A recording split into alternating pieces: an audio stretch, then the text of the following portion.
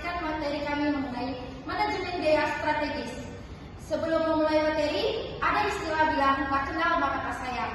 Maka dari itu, perkenalkan saya moderator, saya Artika Nanta, dan ini rekan-rekan saya.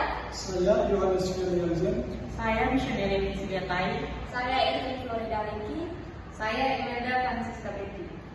Untuk mempersingkat waktu, mari kita langsung saja menuju ke materi. Jadi teman-teman, sebelum saya menjelaskan mengenai manajemen biaya strategis, sebelumnya kita juga harus mengetahui apa itu manajemen biaya.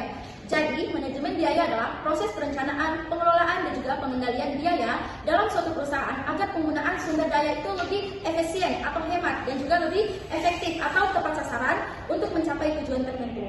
Oke teman-teman, langsung saja kita masuk ke pengertian manajemen biaya strategis. Jadi, manajemen biaya strategis atau strategis cost management (SCM) merupakan salah satu perkembangan modern dalam bidang akuntansi manajemen. Istilah ini mulai dikenal luas pada era 1980-an ketika para akademis dan praktisi menyadari bahwa sistem akuntansi biaya tradisional tidak lagi memadai dalam menghadapi kompleksitas lingkungan bisnis global. Oke teman-teman, ada juga menurut Sen dan Govi Darajan pada tahun 1993 bahwa manajemen biaya strategis adalah suatu pendekatan manajemen biaya secara ekspres mengenai faktor strategis eksternal dan internal yang mempengaruhi biaya, sehingga perusahaan dapat menggunakan informasi biaya bukan hanya untuk efisiensi, melainkan juga untuk menciptakan keunggulan yang kompetitif. Ada juga menurut Kaplan dan Koper pada tahun 1998 bahwa menambahkan SCM itu menekankan pada identifikasi aktivitas dan juga faktor penggerak biaya atau cost drivers yang sebelumnya dengan tujuan menyediakan informasi yang lebih akurat bagi manajemen dalam menyusun strategi. Terus yang terakhir menurut Hansen dan Woman itu di tahun 2009 menyatakan bahwa SCM itu merupakan penggunaan data biaya secara sistematis untuk mengembangkan strategis yang menghasilkan keunggulan kompetitif berkelanjutan. Selanjutnya saya akan menjelaskan tentang perbedaan akuntansi biaya, manajemen biaya, dan manajemen biaya strategis. Perbedaan ketiganya bisa dilihat dari fokus, tujuan, orientasi waktu, serta manfaat informasi yang dihasilkan. Pertama, akuntansi biaya. Fokusnya itu pada pencatatan biaya produksi secara rinci dan sistematis. Tujuan, menyediakan informasi biaya untuk laporan keuangan serta menentukan harga pokok produk. Orientasi waktu, masa lalu atau historis, karena datanya didasarkan pada pencatatan aktual. Pengguna utama, pihak internal perusahaan atau manajer produksi keuangan, serta eksternal yaitu investor dan kreditor. Contoh penerapan menghitung biaya bahan baku, biaya tenaga kerja langsung, dan overhead pabrik untuk mengetahui harga pokok produksi. Yang kedua, manajemen biaya. Fokus pemanfaatan informasi biaya untuk perencanaan, pengendalian, dan pengambilan keputusan operasional. Tujuan mengefisiensi proses pengendalian pemborosan serta membantu manajer dalam mengambil keputusan jangka pendek. Orientasi waktu, masa kini dan jangka pendek lebih menekankan pada tindakan yang segera bisa dilakukan untuk meningkatkan efisiensi. Penggunaan utama manajer operasional, manajer produksi, dan pimpinan divisi. Contoh penerapan menentukan apakah lebih hemat memproduksi sendiri suatu komponen atau membelinya dari pihak luar atau make or buy division. Yang ketiga, manajemen biaya strategi. Fokus menghubungkan informasi biaya dengan strategis bisnis jangka panjang dengan keunggulan bersaing. Tujuan menciptakan nilai tambah, menekan biaya yang tidak relevan, serta menyesuaikan struktur biaya dengan strategi perusahaan. Orientasi waktu, masa depan atau jangka panjang dengan mempertimbangkan faktor eksternal seperti persaingan, tren pasar, teknologi, dan kebutuhan konsumen. Pengguna utama manajemen puncak, analisis strategi, dan manajer senior. Contoh penerapan analisis rantai nilai atau value chain analysis untuk mengidentifikasi aktivitas yang memberikan nilai tambah, analisis posisi biaya dibanding pesaing, atau strategi diferensiasi produk melalui inovasi. Oke, lanjut. Konsep utama manajemen biaya strategis dibagi menjadi tiga. Yang pertama, analisis rantai nilai.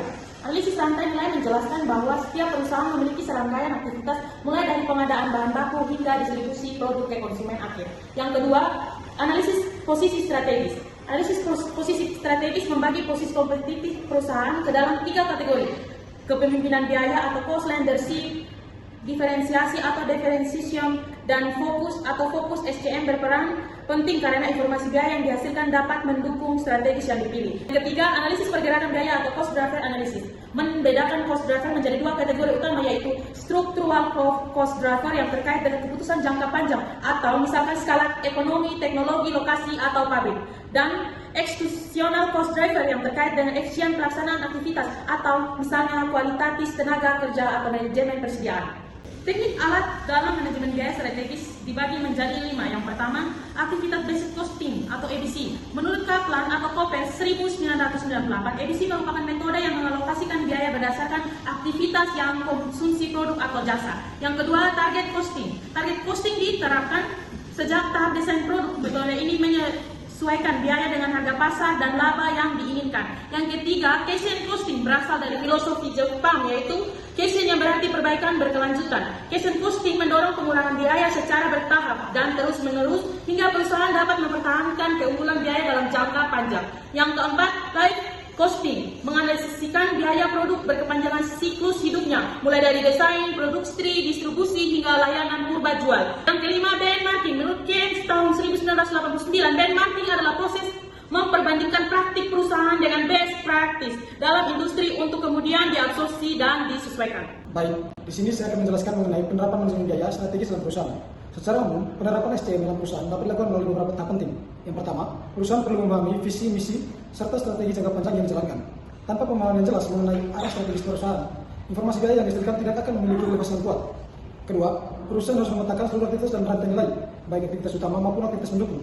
Pemetaan ini bertujuan untuk mengidentifikasi di mana biaya dapat ditekan, serta aktivitas mana yang memberikan nilai tambahan signifikan bagi konsumen.